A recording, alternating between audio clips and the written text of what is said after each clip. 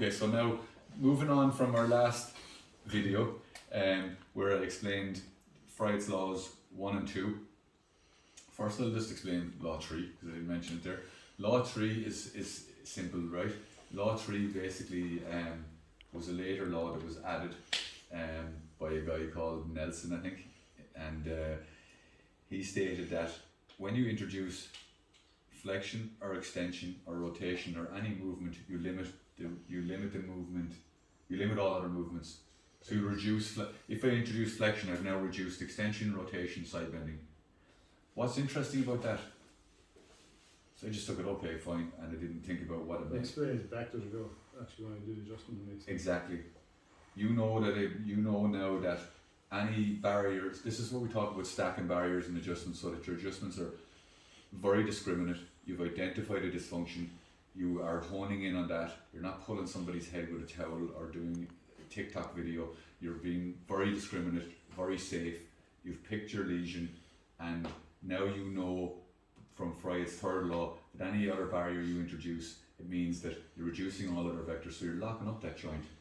So you have less possibility of doing any soft tissue or connective tissue damage, because you rotate, let's say you want to adjust C3-4, rotate and side bend, right. Now you go into the barrier, okay, and then you decide, okay, that's tight. You don't want to use all rotation as your primary vector, you don't want someone looking over this way. So you go, okay, I'll add a little tiny bit of side shift, okay, or side bend.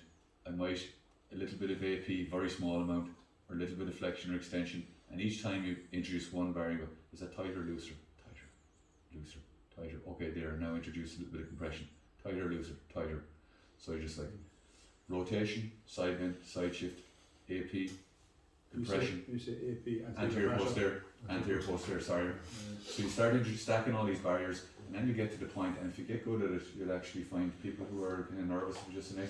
You get to the point where the person, you're adjusting a neck and the person feels really comfortable, and you know because their head is just resting in your hand, as opposed to the person who's, you can see these muscles popping out because they're like, oh my god, I was going to pull my head off, and their head's looking over here. So you've got it there, and then they feel safe. They're in a real, almost a neutral position, because you stack so many barriers, you're here, and then it's just pop. Sometimes it'll go, and you go, there we go. So get good at stacking barriers. That's the relevance of Fryette's third law, and I don't think that was explained. He was just like, Fryette's third law, fine. You reduce motion, you introduce one motion, you reduce the others. So what? That's why. Okay. Now I'm going to explain. Do we need to cut this to another video, or do we need to? Okay. Yeah.